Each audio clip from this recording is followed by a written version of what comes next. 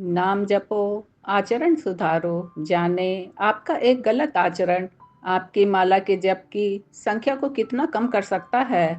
साधना के मार्ग पर चलने वाले किसी भी साधक के लिए यह समझना आवश्यक है कि नाम जप मात्र एक यांत्रिक क्रिया या रटंत प्रक्रिया नहीं है, बल्कि यह साधक के संपूर्ण जीवन वृत्त, उसके विचार, वाणी और आचरण से गहराई से जुड़ा हुआ एक समग्र आध्यात्मिक अनुशासन है, जो तभी फलित होता है जब यह शुद्ध धार्मिक आचरण के साथ संयोजित हो। अन्यथा चाहे वह कितनी भी मात्रा में जप कर ले, उसका आध्यात्मिक प्रभाव न केवल क्षीण हो जाता है, बल्कि कभी कभी नकारात्मक परिणाम भी उत्पन्न कर सकता है।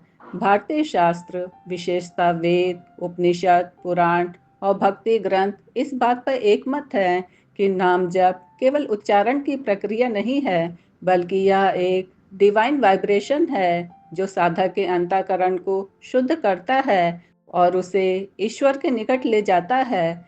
किंतु यह डिवाइन वाइब्रेशन तभी स्थायी प्रभाव डाल सकता है जब साधक का जीवन धर्म, सत्य, अहिंसा, ब्रह्मचर्य और अपरिग्रह जैसे सिद्धांतों के अनुरूप हो। यदि साधक एक ओर तो भगवान का नाम जप रहा हो, किंतु दूसरी ओर झूठ बोल रहा हो, छल कपट कर रहा हो, दूसरों को हानि पहुंचा रहा हो या अनैतिक कृत्य कर रहा हो, तो उसकी साधना का बहुत बड़ा भाग नष्ट हो जाता है। साधक के लिए यह जानना उतना ही आवश्यक है जितना जप करना, कि कौन कौन से अधार्मिक कर्म उसके नाम जप की शक्ति को नष्ट करते हैं और किस अनुपात में।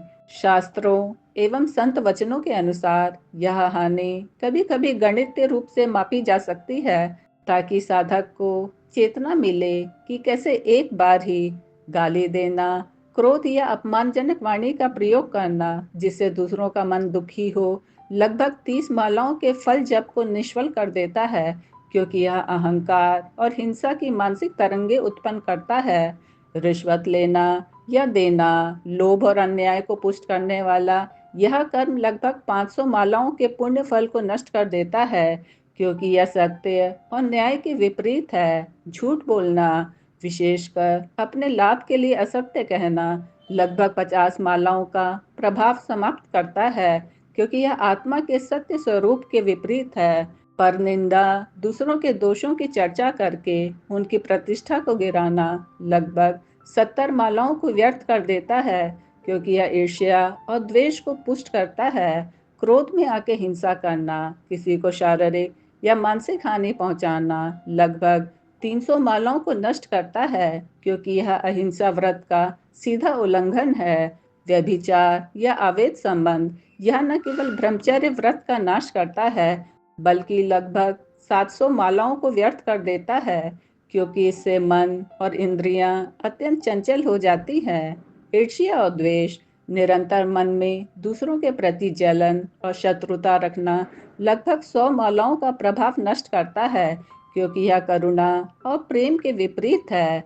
मद्यपान और नशा, मानसिक विवेक और आत्म संयम को नष्ट करने वाला यह कर्म लगभग 400 मालाओं को निष्फल करता है, क्योंकि इसमें मन स्थिर नहीं रह पाता। लोभ और लालच में अनैतिक व्यापार, धोखाधड़ी, शोषण या किसी की वस्तु छीनना लगभग 250 मालाओं का फल नष्ट करता है। अभिमान और अहंकार, अपनी साधना या पुण्य का प्रदर्शन कर दूसरों को नीचा दिखाना, लगभग 150 मालाओं का फल व्यर्थ कर देता है, क्योंकि यह विनम्रता के विपरीत है। यह संख्या पूर्णतः प्रतीकात्मक है, किंतु इसके पीछे का संदेश अत्यंत वास्तविक है। साधक का एक आधार्मिक कर्म कभी कभी अनेक दिनों की साधना को क्षण भर में नष्ट कर सकता है। जैसे एक बूंद जहर पूरे दूध के घड़े को खराब कर देती है, वैसे ही एक गंभीर पाप अनेक मालाओं के जप फल को समाप्त कर देता है। इसीलिए साधक को चाहिए कि वह न केवल माला फेरने तक सीमित रहे, बल्कि अपने विचार, वाणी और कर्म तीनों को धर्म के अनुरूप बनाए, ताकि उसका जप स्थायी और फलदायी हो। यह गणना प्रतीकात्मक है, किंतु इसका उद्देश्य साधक को यह चेताना है कि नकारात्मक कर्मों की शक्ति कभी कभी सकारात्मक साधनाओं से उत्पन्न ऊर्जा से कहीं गुना अधिक विनाशकारी हो सकती है। और यही कारण है कि संत महात्मा, गुरु और शास्त्र निरंतर यह उपदेश देते आए हैं कि साधक को नाम जप के साथ साथ अपने दैनिक जीवन में भी धर्म के अनुरूप आचरण अपनाना चाहिए। धार्मिक आचरण का अर्थ मात्र बाहरी विधि विधान तक सीमित नहीं है, जैसे कि मंदिर जाना, पूजा करना, व्रत रखना या यज्ञ करना, बल्कि इसका वास्तविक अर्थ है जीवन के प्रत्येक क्षण में धर्म का पालन करना, जैसे सत्य बोलना, ईर्ष्या और द्वेष से बचना, करुणा और सहानुभूति रखना, हिंसा का त्याग करना और अपने आचरण से किसी को कष्ट न पहुंचाना। वास्तव में जब साधक का आचरण शुद्ध होता है, तभी उसका नाम जप सच्चे अर्थों में नाम स्मरण बनता है, अन्यथा वह केवल नाम उच्चारण रह जाता है।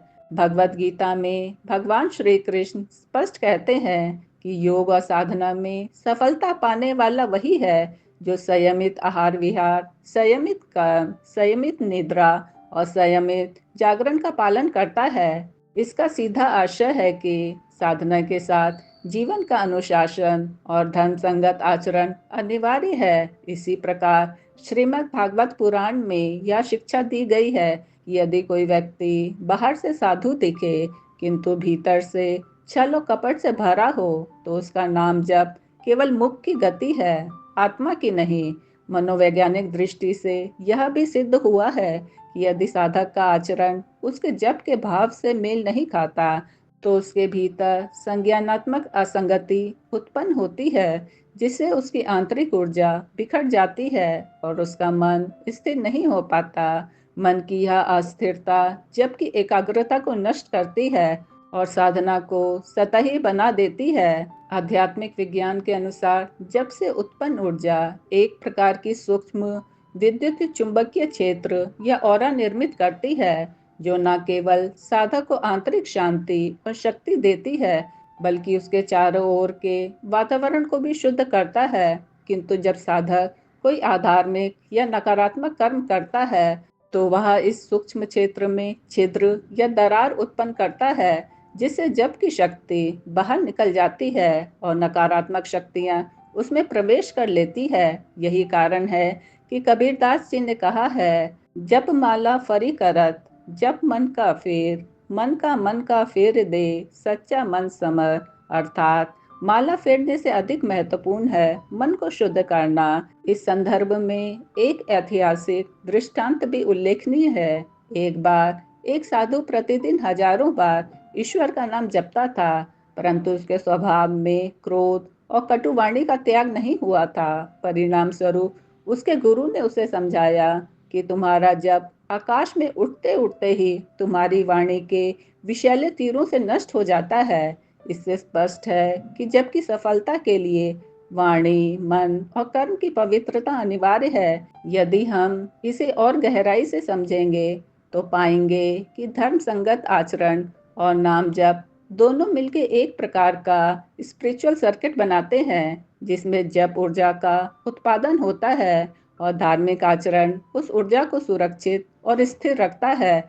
यदि आचरण अशुद्ध हो, तो यह सर्किट शॉर्ट सर्किट होकर ऊर्जा को नष्ट कर देता है। साधक को यह भी समझना चाहिए कि नाम जप का उद्देश्य केवल पाप क्षालन या पुण्य संचय नहीं है, बल्कि आत्मा को उसके मूल स्रोत ईश्वर के साथ पुनः जोड़ना है। और यह जुड़ाव तभी संभव है जब साधक के भीतर ईश्वर सुलभ गुण जैसे दया, क्षमा, करुणा, सत्य और प्रेम विकसित हो। इसी प्रकार नाम जप और धार्मिक आचरण एक दूसरे के पूरक हैं। जैसे नदी और उसका किनारा, किनारा ना हो तो नदी का प्रवाह अनियंत्रित होकर विनाशकारी बन सकता है, और नदी ना हो तो किनारा केवल एक सूखी रेखा रह जाता है। इसीलिए प्रत्येक साधक के लिए यह आवश्यक है कि वह अपने जप के साथ साथ अपने आचरण को भी धर्म के अनुरूप बनाए, ताकि उसके जप की शक्ति उसके जीवन और उसके आसपास के संसार में वास्तविक परिवर्तन ला सके। अन्यथा उसका जप केवल शब्दों का खेल बनकर रह जाएगा और उसके पापों का प्रभाव न केवल बना रहेगा, बल्कि उसकी आध्यात्मिक प्रगति को भी रोक देगा। यही आध्यात्मिक साधना का शाश्वत सत्य है।